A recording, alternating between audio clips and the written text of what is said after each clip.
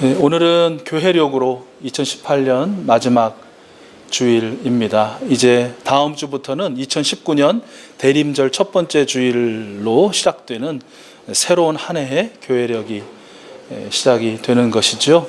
그래서 오늘 올 한 해 또 우리의 모습을 돌아보고 또 감사하고 또 새해를 소망하고 또 기도하는 그런 시간을 함께 갖고자 합니다. 모세가 하나님의 이름을 묻습니다. 하나님, 당신의 이름은 무엇입니까? 당신의 이름이 무엇이라고 제가 바로에게 가서 말하면 되겠습니까? 라는 이 질문에 하나님께서 대답하시죠.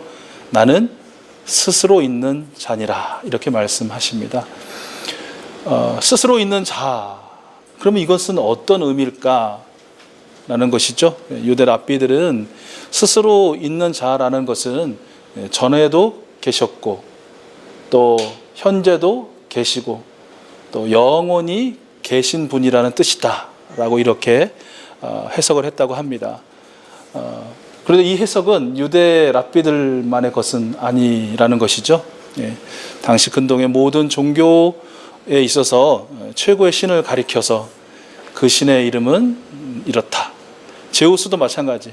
제우스도 전에도 제우스 신은 있었고 현재도 있으며 또 영원토록 있을 제우스 신, 이렇게 지칭을 했다라는 것이죠.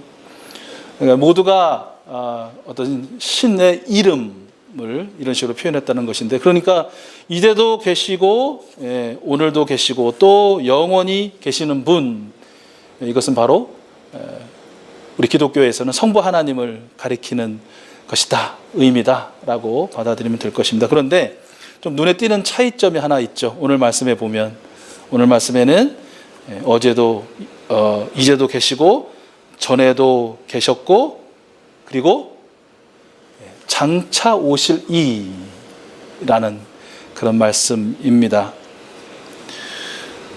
하나님은 여느 기타 신들처럼 그냥 거기 초월적인 존재로 머무는, 마치 박제된 것처럼 거기 붙어 있는 그런 신이 아니고요.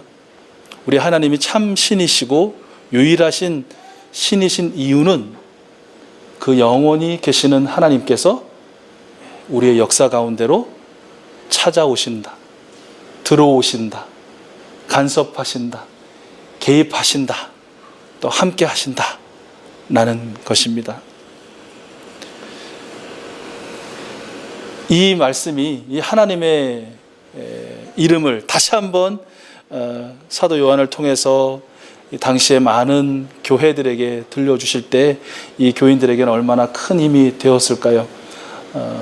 주변에 많은 신들이 있지만, 그리고 그 신들이 다 하나님과 같다고 말하지만, 그러나 우리의 하나님은 단순히 영원히 계시는 분, 그 차원을 넘어서 바로 지금 여기 핍박과 고난과 환난 가운데 죽음의 문턱을 늘 넘나드는 우리의 이 삶의 자리에 찾아오시고 함께 하시고 또 역사하시는 분이시다 라는 것들 말입니다. 이어지는 말씀에 보면 그의 보좌 앞에 있는 일곱 영이라는 말씀이 이어지고 있는데요. 이 말씀은 성령 하나님을 가리키는 이름이죠. 일곱 영, 그래서 이걸 숫자 그대로 문자적으로 받아들여서 영이 일곱 개다, 일곱 영은 무엇이다, 이렇게 무례하게 해석할 필요는 없는 것 같습니다. 성경에서 7, 일곱은 완전수이죠. 일곱 영이라는 것은 완전한 영이라고도 해석할 수 있을 것 같아요. 그러니까 어떤 천사도 영이라고 불렸는데, 천사도 결국은 영이긴 하지만 피조물이잖아요. 그러니까 일곱 영이라는 것은 피조되지 않은 완전한 하나님이신 하나님의 영을 의미한다라고 볼 수 있을 것 같습니다. 그래서 일곱 영 바로 성령님이시라는 것이고요.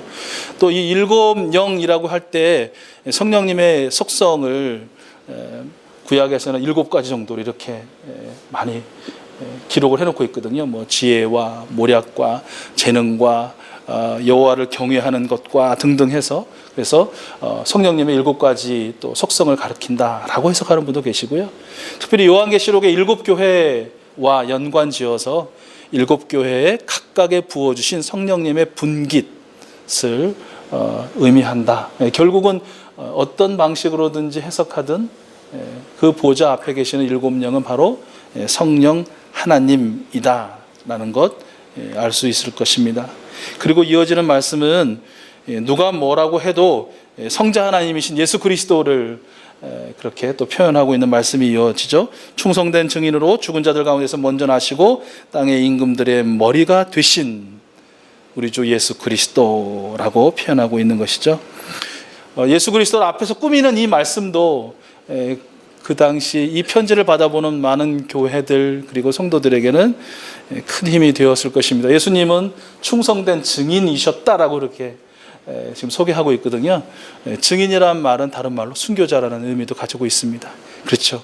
예수님이야말로 하나님의 뜻을 이루어 드리기 위하여 충성되이 생명을 내어주신 순교자, 증인이셨다는 것이고요. 그분을 바로 여러분들이 동일하게 믿고 있다, 따르고 있다라는 것입니다. 그리고 어쩌면 여러분도 그분처럼 순교자가 될지도 모르겠다라는 것이죠. 그런데 그분은 또한 어떤 분이냐? 죽으셨다가 말씀하신 대로 다시 살아나신, 참으로 죽은 자들 가운데 첫 열매가 되신 부활하신 주님이다라는 것이에요. 여러분들도 그 어려움 가운데에, 핍박 가운데 죽임을 당할 수도 있으나 그러나 여러분도 우리 구주 예수 그리스도님처럼 다시 살아 부활할 것이다 라는 그런 확신을 심어주는 것이죠.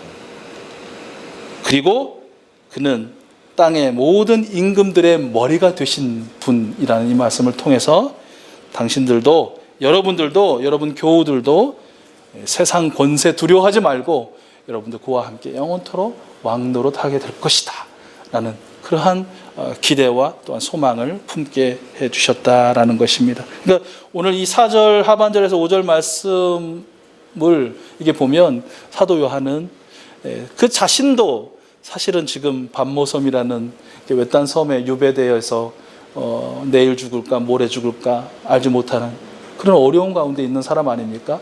또한 이가 쓰고 있는 이 편지의 수신자들을 보면 예수냐 죽음이냐 참으로 삶이냐 사망이냐 그 사이에서 정말 어떻게 발걸음을 내딛고 또 어떻게 삶을 결정해야 될지를 모르고 있는 그 고통 중에 있는 그 사람들 아닙니까? 이들에게 있어서 정말 위로도 필요하고 격려도 필요하고 축복도 필요했을 텐데 그 무엇이, 그 누구가 진정한 위로요 또한 축복이 됐겠느냐 하는 것입니다.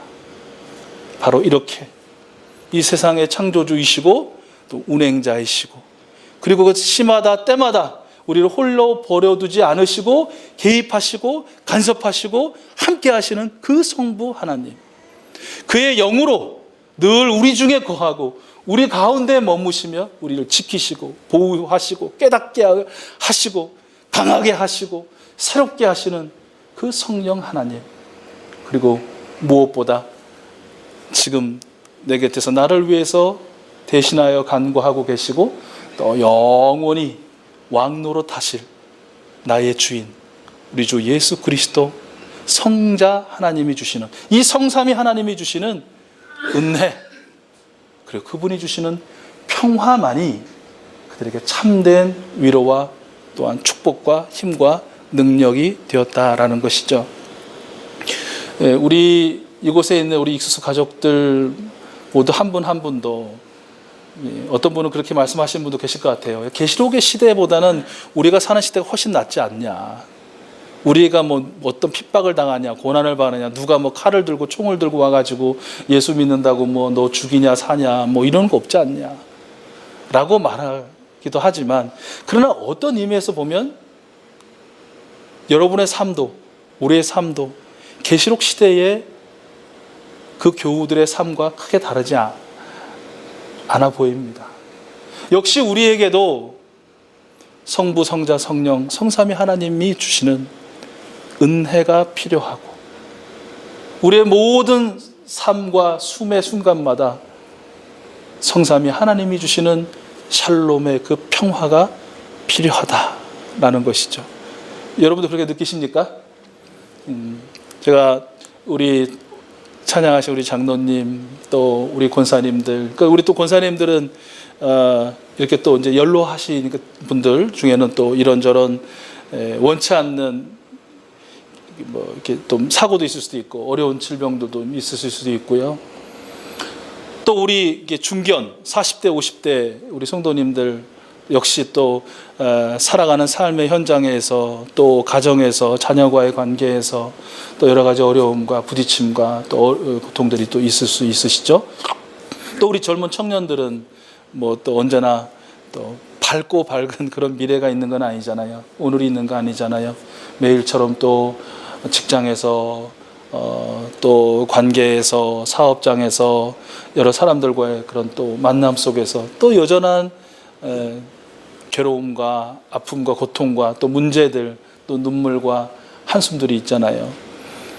그런 것들을 생각할 때 정말 이 마음에 굉장히 좀 많이 안타까움이 많이 들기도 하고요. 그리고 정말 마음에 그 눈물이 흐른다고 할까? 울컥할 때가 굉장히 많습니다. 그런 마음이 들 때마다 우리 성삼위 하나님께 또 간구하고 또 기댈 수밖에 없는 것이죠. 하나님 무엇이 우리 연로하신 장로님, 우리 권사님들, 또 삶의 현장에서 많은 부딪힘 가운데에 고통스러워하고 있는 우리 성도들, 그리고 많이 웃고 많이 활동하고 또 많이 노래하고 춤출 우리 청년 세대들이 또 그냥 꽉 갇혀서 살고 있는 것처럼 보이는 저희들, 우리 하나님, 누가 저들을 위로할 수 있을까요? 많은 뭐 멘토들이라고 불리는 사람들, 또 강연자들일까요? 또 무엇이 저들에게 힘이 될까요? 뭐 때로는 음식도 될 수 있고 여행도 될 수 있고 책도 될 수 있고 또 뭐 또 다른 친구나 사람일 수도 있는데, 하나님, 그 영원할 수는 없잖아요. 잠시 잠깐은, 그 순간은 저희들의 마음에 힘이 되고 위로가 되고 격려가 되고 지도되고, 아 시원하다, 아 해결함 받았다, 이제 뭔가 새롭게 할 수 있겠다 하지만, 그러나 잠시 시간이 지난 다음에는 그 전에 했던 고민, 그 전에 했던 또 흘렸던 눈물, 그 전에 또 쳤던 그 가슴침이 다시 반복되는 거 아닙니까? 하나님, 그저 하나님께서 하나님의 은혜를 부어주십시오. 그 은혜를 받을 만한 존재도 아니고 그 은혜 받는 것이 부끄러운 그런 무가치한 저희들이지만, 하나님, 그러나 그럼에도 불구하고 하나님이 주시는 선물을 우리는 은혜라 부르니, 하나님, 우리 모든 성도들에게, 또 다른 계시록의 시대를 사는 우리 교우들에게 하나님 그 은혜를 주십시오. 우리 주님, 그 무엇이 저들의 마음에 이 혼란하고 격동시키는 이 모든 세상의 삶 가운데에 흔들려 이 마음에 누가 그것을 안정을 주고 또한 가라앉히며 평안을 줄 수 있겠습니까? 그 무엇으로도 흔들리지 않는 그 균형 감각과 무엇으로도 무질서하게 혼돈스럽지 않을 그 질서를 잡아줄 수 있겠습니까? 하나님, 우리 말씀하신 대로 세상이 알 수도 없고 줄 수도 없는 우리 주 예수 그리스도만이 주실 수 있는 평화가 아닙니까?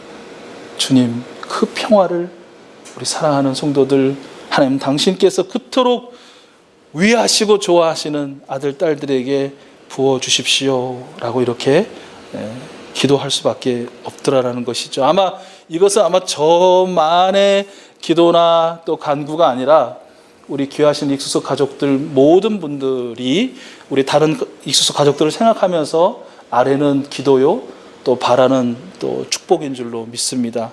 그러니까 바로 오늘 저와 여러분들이 이곳에 있는 것이죠.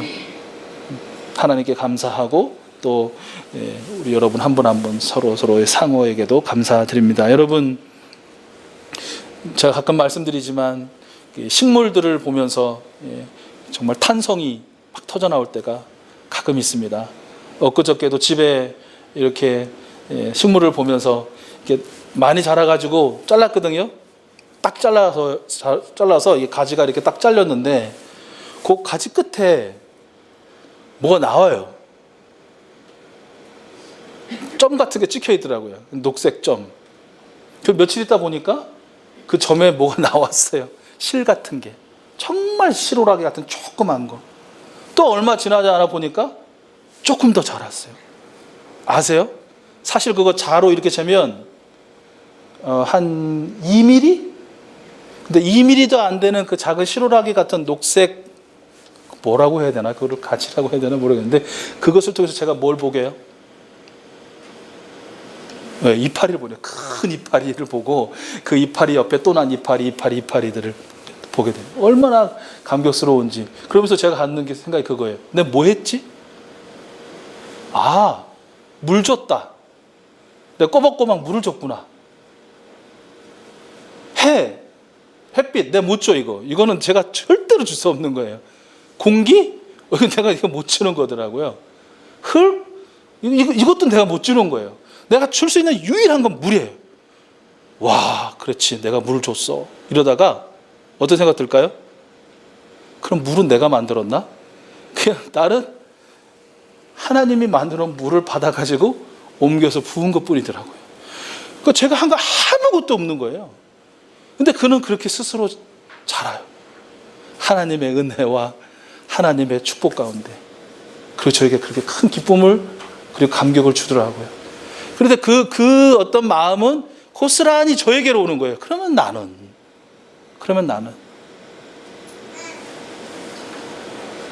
어떻게 오늘이 있지? 여기 숨을 쉬고 있지? 또 오늘 이렇게 어떻게 함께 예배하고 있지? 내가 한 건 뭐지? 아마 내가 한 거 뭐 있다고 생각하실 거예요.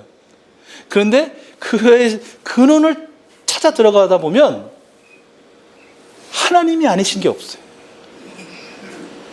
결국은 다 하나님이 하신 거예요. 실로 그 하나님의 은혜와 그 하나님의 축복 때문에 어제 우리가 있었고 오늘에 내가 있고 우리가 있을 것이며 내일에 나와 우리가 있는 줄로 믿습니다.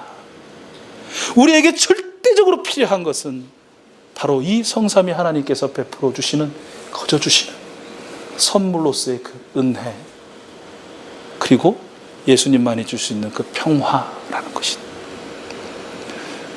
오늘도 하나님께서는 분명히 지금 여기 앉아 계셔서 제가 이제 다 그럴듯하게 표적을 짓고 계셔가지고 도대체 어떤 걱정이 있으신지, 근심이 있으신지, 아픔이 있으신지, 괴로움이 있으신지, 지금 몸뚱아리는 여기 있는데 지금 생각은 저 삼천포로 빠져가지고 어디에 계신지, 아니면 뭐 또 그 마음에 어떤 마음, 저는 잘 모르나. 그러나 이곳에 임재해 계신 하나님은 아십니다.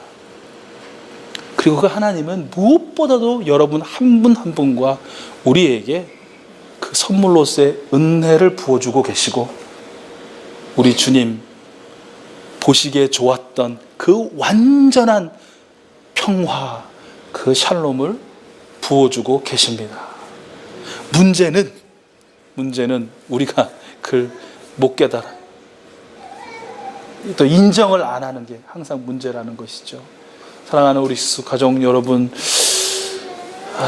사도 요한도 그랬고 그 시대를 살았던 교우들도 그랬고 2000년의 교회 역사 동안의 모든 사람들도 그랬고 오늘을 살고 있는 우리들에게도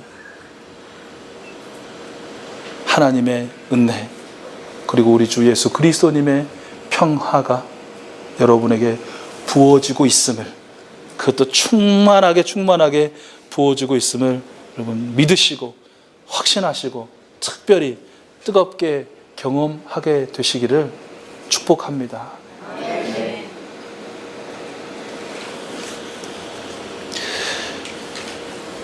이런 위로와 격려의 축복을 사도 요한이 하고요. 우리가 읽었던 7절 말씀에 보면 이제 다시 오실 예수 그리스도에 대한 증거의 말씀을 해주시죠. 볼지어다 그가 구름을 타고 오시리라. 각 사람의 눈이 그를 보겠고 그를 찌는 자들도 볼 것이요 땅에 있는 모든 족속이 그로 말미암아 애곡하리니 그러하리라. 아멘. 이렇게 말씀하고 있습니다. 구름을 타고 인자가 오신다, 예수 그리스도가 다시 오신다라는 것은 이게 사도 요한의 창작품은 아니죠. 다니엘서 7장에 있는 구약의 말씀의 인용이기도 하고요. 마태, 마가, 누가 모두가 동일하게 마지막 때에 대한 말씀을 전하면서 인용한 말씀이기도 합니다.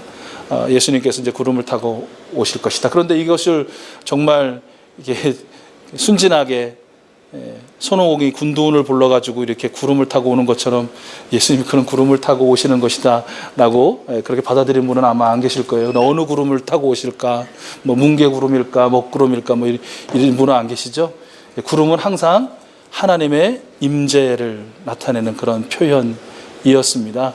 그러니까 뭔가 물리적이고 또 시공간적인 어디에서 어디로부터의 오심이라기보다도 바로 지금의 이 역사 가운데 완전한 우리 하나님의 통치, 또 심판주로 또 영원한 왕으로 오시는 예수님께서의 예수님의 임재, 이런 표현이라고 우리는 받아들이면 좋을 것 같습니다. 어쨌든 이때는 예수님의 초림은 팔레스타인이라는 어떤 특정한 땅, 또 이스라엘 유대 민족이라는 어떤 특정한 민족 가운데 오셔서 그 지역의 근방에 있는 사람들만 보고 들을 수 있도록 오셨지만, 예수님의 다시 오심은 전 세계 모든 인류의 백성들이 다 보고 들을 수 있도록 그렇게 다시 오신다라는 것이죠.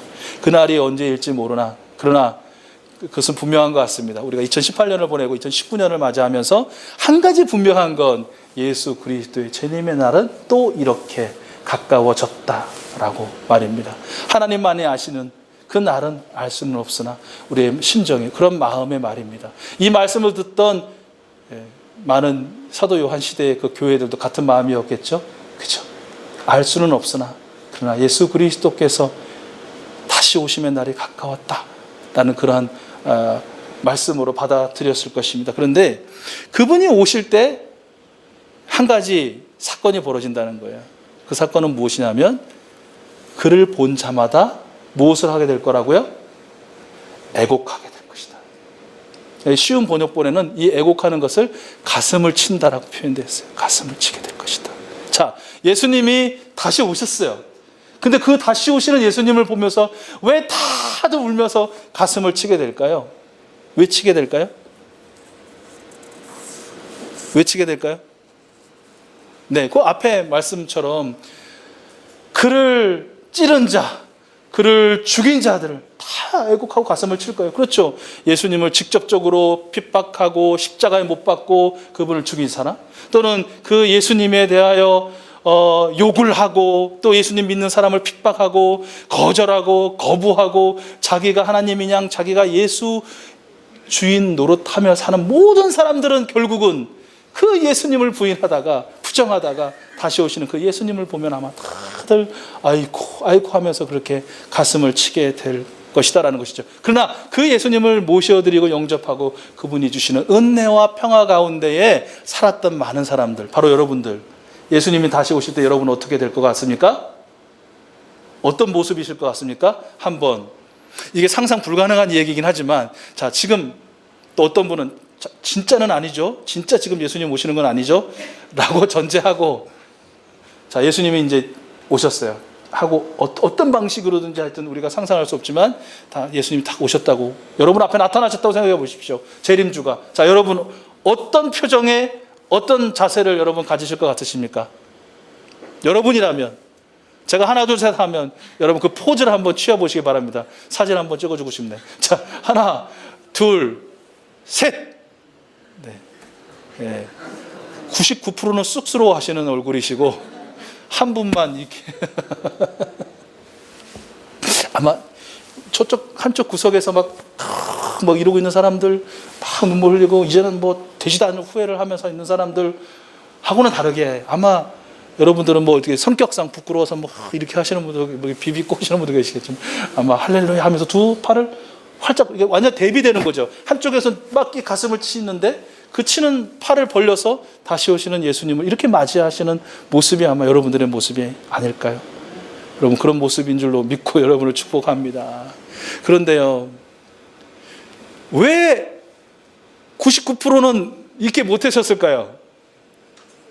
나는 예수님을 부정한 적도 없는데, 부인한 적도 없는데, 내 예수님 안 믿는 거 아닌데, 그분을 직접적으로 내가 찌른 적도 없고 죽인 적도 없는데 왜 우리는 할렐루야 하면서 오시는 예수님을 두 팔 벌려 맞이하는 것이 조금은 어색하고 좀 부끄러운 마음도 들까요? 왜 그럴까요?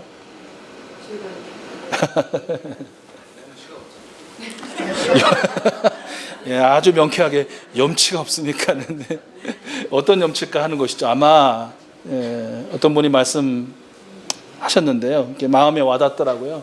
이게 어떤 말씀이냐면 제가 그대로 읽어드리면, 그리하여 인류의 이야기는 하나님이 오랫동안 끈기 있게 사람을 찾는 이야기, 곧 하나님을 찾는 체하지만 실은 언제나 하나님에게서 도망치고 몸을 숨기는 사람을 찾는 이야기가 될 것이다. 제가 이 글을 읽으면서 나 또한 그렇게 두 팔을 크게 벌리지 못하고 가슴 치고 있는 저 사람들 옆에서 또 저 또한 가슴을 칠 수밖에 없는 이유 중에 하나, 이유가 바로 이것이 아닌가. 그럼에도 불구하고 한없는 사랑을 베푸신 그 은혜와 샬롬 가운데 살게 하신 그 주님의 사랑 때문에 가슴을 치고요, 그리하신 주님을 차마 바라볼 수 없는 그 부끄러움, 그 염치 없음에 또 가슴을 나 또한 치게 되지 않을까, 그런 생각을 갖게 되더라고요. 그러면서 근데 거기 머물지 말고, 그럴 거야, 지금 생각을 지금 오신다면 그렇지만, 그러면 지금 오시는다는 것과 정말 이제 다시 오시는 거에서는 그 사이가 있어요. 시간이 있을 거 아니에요. 시간적인 간극. 그 시간적인 간극을 그럼 그대로 보낼 것인가, 고스란히 지금 다시 오신다면 이런 상상을 했는데, 이런 생각을 했는데, 그렇게 그래도 나를 버리지 않고 끈기 있게 나를 찾아 사랑과 평화를 주시는 그 하나님 앞에 부끄러워서 가슴을 지금은 칠 텐데, 그러면 10년 후가 됐든 20년 후가 됐든 30년 후가 됐든 그때에도 그럼 나는 똑같이 그러면 오늘 생각했던, 오늘 그렇게 고백했던 그 모습 그대로 또 그렇게 할 것인가? 그건 아니죠. 그래서는 안 되겠죠. 그렇죠? 그래서 우리 사랑하는 이수수 가족들, 저희 자신에게도 권면하고 또 여러분에게도 권면드리고 싶은 것, 첫째는 앞서서 말씀드린 것처럼 우리에게 참된 만족과 충만의 선물은 하나님의 은혜, 우리 주 예수 그리스도님의 샬롬, 평화밖에 없다라는 것. 그래서 우리가 늘 그것을 경험하고 깨닫고 또 다시 간구해야 할 기도의 제목이다라는 사실, 그렇게 산을 어느 순간 우리 주 예수 그리스도님 분명히 약속하신 대로 다시 오실 텐데, 다시 오시는 그 예수 그리스도님을 맞이할 때, 영접할 때 가슴 치게 될 거야, 너희도 다 마찬가지야, 너도 마찬가지야 라는 그 소리가 좀 무색해지도록, 그 예고가 틀렸다는 것을 좀 보여주는 그런 삶. 근데 그런 삶이 어떤 삶이냐? 왕이신 예수 그리스도 따라 세상에서 왕 노릇하는 것이고, 유일한 대제사장이 되신 예수 그리스도 따라서 대제사장의 삶을 사는 것이다. 그런데 이것을 여러 가지로 표현할 수 있겠지만 압축해서, 그럼 세상에서 왕 노릇한다는 것과 또 대제사장의 역할을 한다는 것은 뭘까? 왕 중의 왕이시고 유일한 대제사장이 되는 예수님 따라 산다는 거, 그 이상 이하일까요? 세상에서 왕 노릇한다는 걸 착각해가지고 무슨 뭐 높은 뭐 직분에 오르고 뭐가 되고 뭘 갖고 해서 떵떵거리고 살아라, 아니죠. 왕 중의 왕이신 예수님 그렇게 안 살았잖아요. 유일한 대제사장인 예수 그리스도가 어떤 제사의 삶을 사셨습니까? 뭐 걷어들이고 이렇게 세우고 만들고 치적을 하고 자랑하고 그 아니잖아요. 당신의 몸을 내어 주신 분이 곧 대제사장이신 예수 그리스도셨잖아요. 그 우리에게 허락하신 2019년 이후에 또 어떤 해가 우리에게 주어진지 간에 하나님의 은혜와 평화의 은총 때문에 사는 우리들은 그분 앞에 가슴 치는 일이 없도록 그저 왕 중의 왕이시오 대제사장이 되신 예수 그리스도를 그대로 따라서 본받아서 살려는 그 결단과 의지와 의도적인 노력과 애씀들을 우리의 생활과 우리의 시간과 우리의 숨을 지배하는 그런 귀한 일들이 있기를, 그런 주인공들이 바로 저와 여러분들이 될 수 있기를 간절히 소원하고 또한 축복합니다.